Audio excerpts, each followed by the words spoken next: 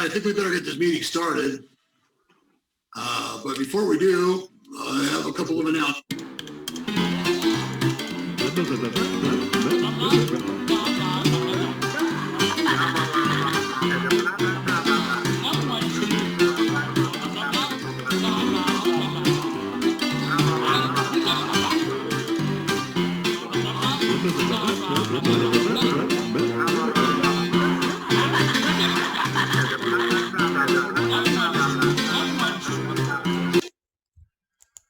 All right, that was your sock puppet meeting. And we might as well be watching that because this is about the equivalent of that. Okay, it's a joke. That's a joke. This is a joke. Let's continue. There's a board meeting tomorrow, and I'm gonna force myself to watch that too. Who haven't spoken? Director Lewis, Director Edwards. Edwards already talked. Okay, he already said kill them all, and kill them off, and that's what Edwards already said. Thank you, President Simmons. My voice keeps going in and out, so I'll give it a try. But I do want to echo what Director Gonzalez said on our three areas, fare box recovery and fare evasion. I look at fare evasion as folks who are riding for free. I mean, I think we could do better in that area. I know we're going to... You see, now I want you to see this. This is important. We have all this diversity, and they're just as bad as the white guys. The diversity actually means nothing other than you have some other faces doing the dirty work now. These are black people who should be standing up for poor black people and saying, yes, poverty exists, and we need to help people that are in poverty, not charge them. We need to help them. And here she is whining about fare evaders. Going to be revisiting some of the surveys and bringing that information up to where we know how much we are losing, and then also increasing ridership. And then I made a note. You cannot increase ridership by increasing fares, and you better not use the word equity when talking about fare increases. They've been using the word equity when they're talking about this. As you can see, it's the 1984, what do they call that, word speak, or I forgot what the term was, but there was like this language that was used that meant the opposite of what the language said. I mean, they're using the word, but they mean they're not doing what they're trying to pretend they're doing. I forgot what they call. Oh, newspeak. That was what it was, I think. Newspeak. When Director Edwards was talking about those the downside of free service, and I remember when I was at the last conference with TAC, they were talking about non-destination riders, and so I know we did not hear that on the downside of having free services, but that was one of the big issues, and I don't remember the city that launched, no fares and then changed their mind because it was during COVID, and they just retracted their program after about a month or so. But I echo also with Director Gonzalez. I think we can be innovative. I do see us, without any doubt, to keep pace with our costs, having an increase. Ridiculous. But I also like to see how innovative we can be with fareless areas, like going to the Blazer games, and to really provide some balance. They used to have that. You buy the ticket, you get the free ride on them. They did away with that when they did away with the fareless score, and they did away with our benefits. And when the neoliberals finally seized control of your transit system, they did away with all of that. They said, we're going to extract every penny out of these people. Now, let's remember, so they're going to raise your fares, okay? It's become quite obvious that this puppet board is echoing the directive it's not even coming from TriMet, okay? I got to make this clear. This is coming from above TriMet. This is coming from the Biden administration. This is coming from the feds. And the reason I know that is because I follow multiple Twitter feeds of other people who follow different districts. And it's all the same. They're talking all the same exact way. So we know this is a centralized authority mandating that you behave in this particular way. It's not coming from the independent TriMet people. They're just following their orders. Their puppet board is supporting them, which is what they always do. The board of directors' purpose is to defend the general manager. They're not there for the citizens or the riders. They're there specifically to defend the general manager. To what we give, what we take in this area. I also really like the fare evasion presentation, and I also liked all of the presentations this morning. They were very informative. Yeah, But I think there's more that we could hear. And I kind of agree with Director Wade. We kind of leaned in one area. This is a direction that we're going. But I'd like to see more innovation of how we can make this work. I'm going to stop there. My voice is starting to crack. Yeah. Director Edwards? He already talked. We already know where he stands. Thank you. I agree with Director Gonzalez as well. That So they're supposed to be minority, representing the minorities. And the poorest people happen to be black, by the way. Okay, the most incarcerated people are black by population percentage. They represent 10% of the population and 30% of the prison population, something like that. And people that say that's not a racist policy, they're just lying to themselves, People that deny that there's racism in the United States are lying to themselves. It's quite obvious, okay? You don't need to be educated to see it, but you need to be uneducated to not see it. I think this has to be, we have to set some parameters and let staff come back with some recommendations. I think that certainly in something that should be considered is phasing, where you phase something in and where it's not just a start change, it's something that's gradual. I think that should be a consideration as well. What are you talking about? But I do get concerned about, like I say, about issues that we have no control over. And we have to certainly look at that because just like currently we have folks that that use our system as a house where they can just step in and use drugs, and it puts others at risk and it puts them in their... Actually, it doesn't put anybody at risk, but we have a hysterical society that has gone complete hysteria over it. Because that's what we do as a society. Everything is hysterical. Every fucking thing. We are a society of hysterics at this point. It's just incredible to me as I watch our whole society crumble in front of my eyes. And I watch these people, these disconnected elites in charge of your transit agency, working against you. They're working against you.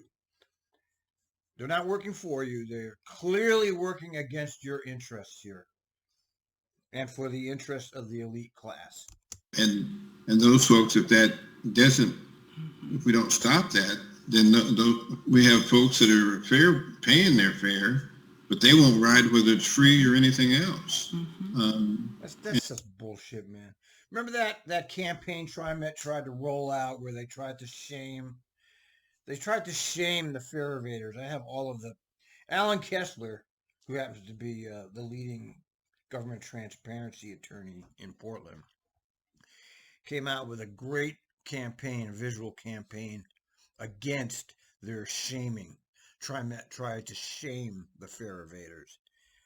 Unfortunately for the TriMet people, well, fortunately for them, nobody's paying attention, but unfortunately for them, the few people that do pay attention are pretty smart and see through the phony propaganda and see their lies and see who they actually are.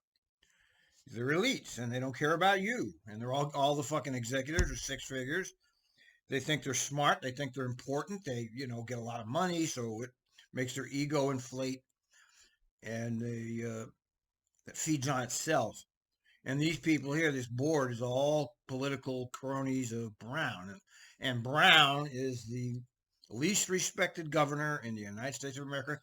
And they have actually opened the window for a Republican to take the governor. And I would be happy to see that, honestly. I don't like Republicans, but I don't vote anymore. I'm done with that. I'm not attached to anything what happens in the election. I would love to see a Republican take that seat and take the Democrats out of control, because they've been using this as their own personal slush fund for too long. So I would love to see the Republican take that seat. And so that has to be considered. But I would never vote for her. I would never vote for that Republican. But I'd like to see her win. I said the same thing about Trump, by the way. And he turned out to be, he turned out to be better than Biden. Now that we have something to compare it against, other than his hateful rhetoric, his administration did a better job overall than Biden's doing, that's for sure. He tried to make peace with Putin, and they raked him over the coals over that. The Democrats did. Now we're having a war with Russia, and my gas prices are sky high over this. So yeah, Trump was definitely better than Biden. Well, so that's my only concern is I don't, it's unfortunate that we don't control society. We have a free society, and people are free to do what they want. And not really. No, they're not. Not at all. You're free as the amount of money you have. You're not free to do whatever you want. That's just baloney. Ask guy in a ditch how free he is. And where they want. Unfortunately, we don't have ways to control that. Of course you have ways to control it. You could have conductors on the trains. Instead of having these gangs, you have a gang of 8 fucking, whatever they call them, safety teams. You split them up in pairs, and you have them riding the systems, going on and off trains constantly, sweeping the trains constantly. They can fix this. They don't want to fix this because they're getting people to support the psyop that's going on in society now. Is they're getting people to support a police state under the guise of, these homeless people are criminals, they're going to kill us all. So this is their stealth way of getting the police state embedded in our society. We're already in a police state, but you hear it all around, especially in these blue states. The blue states really are the worst for the police state violence. It's not the reds, it's the blue states that are the worst. But at the same time, we have responsibility to all of our riders. And those riders that are doing the right thing and being good citizens, I think that those are the ones that we need to consider the most, because they're going to be impacted the most by those that would abuse our system, whether it's fearless or not.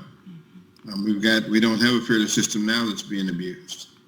And I think that, like I say, that has to be a consideration, because just as Director Gonzalez says, what does it do if we end up with half the ridership and but we have more revenue? The reason that people aren't riding has nothing to do with the homeless. The reason people aren't riding is because COVID, everybody panicked over COVID.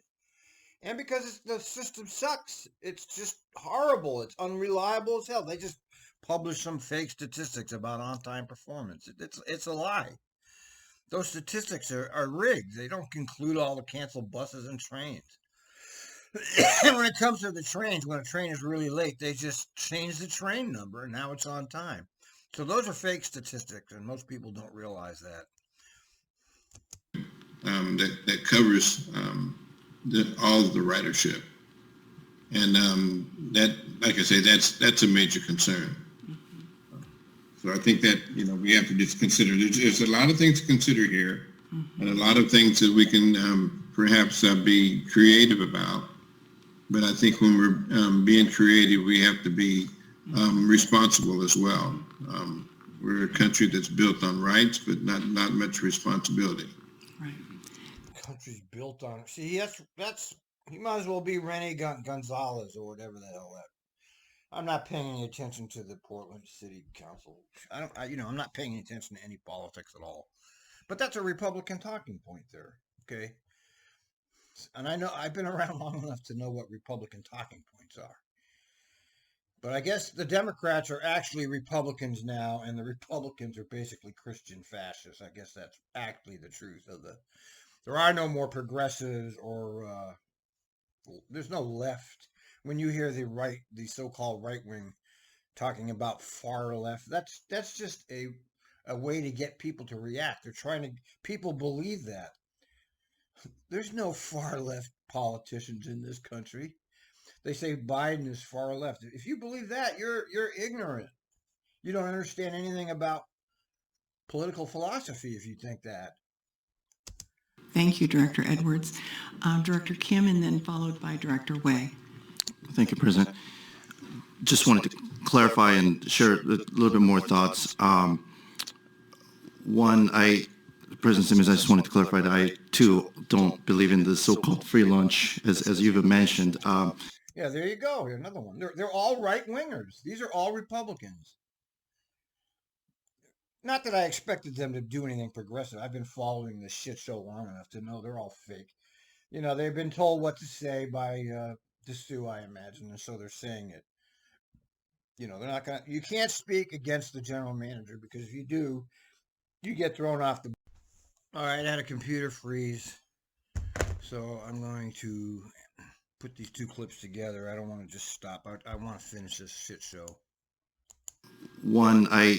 President Simmons, I just wanted to clarify that I, too, don't believe in the so-called free lunch, as you've mentioned, with my economics and statistics background in my daytime just M&A lawyer, right? I don't believe in that.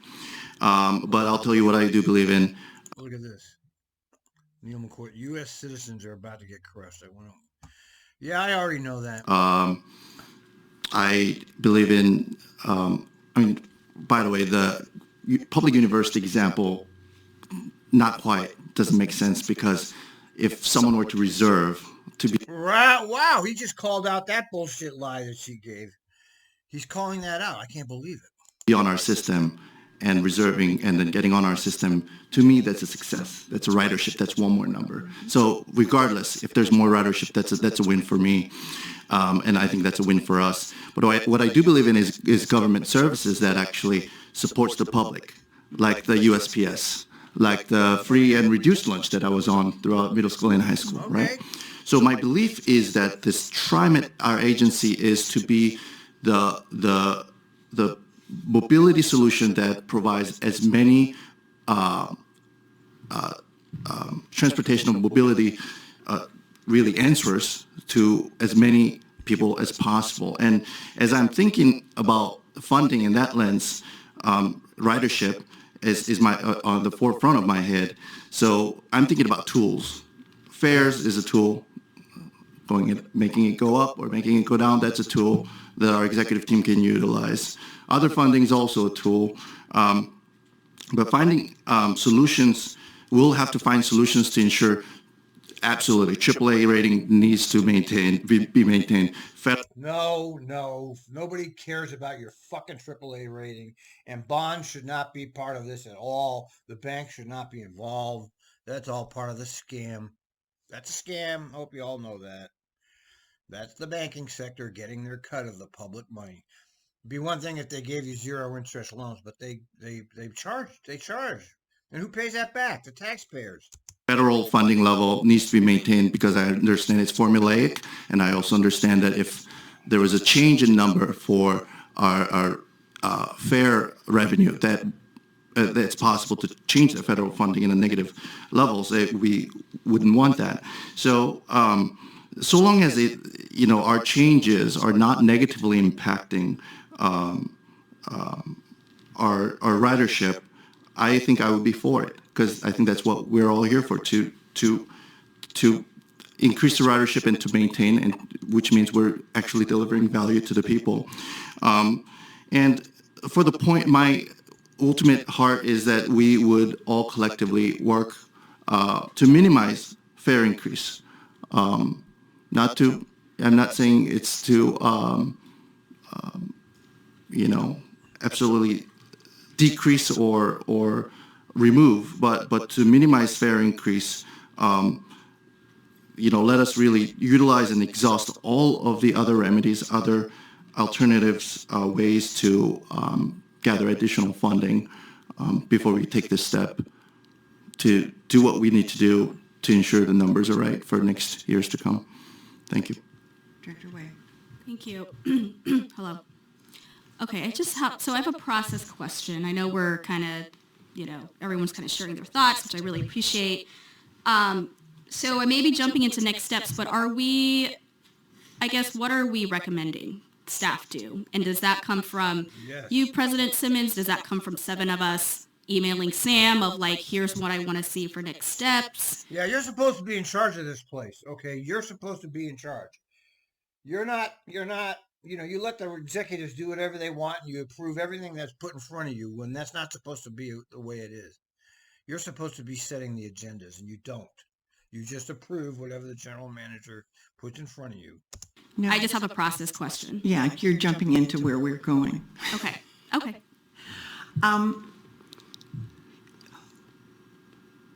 I want to take issue with something that was said, that this presentation was slanted on, and it wasn't intended to be slanted. Of course it was slanted. Of course it was slanted. They came right out and made this whole presentation was why we should not have fare-free transit. That whole presentation was that. And here she is denying. These people just lie to our face. You think we're stupid. And Simmons is a terrible hack. She's terrible. She's just like Warner. Now we see why they put her in there. Because she's just like him. It was intended to tell a real picture. We've spent 10 years without a fare increase. Yeah, okay, yeah. You say, so what? So fucking what? Transit fares, USA. Let's just look it up. How much does transit cost? All right, look. I don't know if you can see my camera. I don't know. You're not going to be able to see this on my software is not good enough to pick up. But I'll read it to you. Okay, Philadelphia, Los Angeles Metro Rail, $1.75 or $100 for the pass. That's what a TriMet charges, $100. Philadelphia SEPTA, $2.50 for a ticket, $96 for the pass, less than TriMet. Chicago Transit Authority, $2.50 or $2.25 on the bus, $105 for the pass.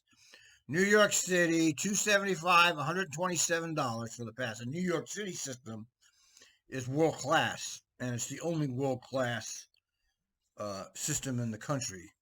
All the other ones are nothing. Okay, so yeah, I just so you get that understand. You haven't had 10 years without a fare increase, but your fare is still high.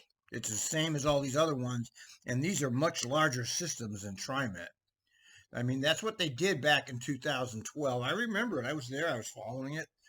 They got rid of the single tickets. They made everybody pay the all zone fares. They got rid of the short hoppers. They got rid of the zones, and they made everybody pay the most expensive fare. So when she says, "Oh, we haven't had a rate increase in 10 years," she's lying, because you're more expensive than Los Angeles, for Christ's sakes. Yet our costs have continued to go up.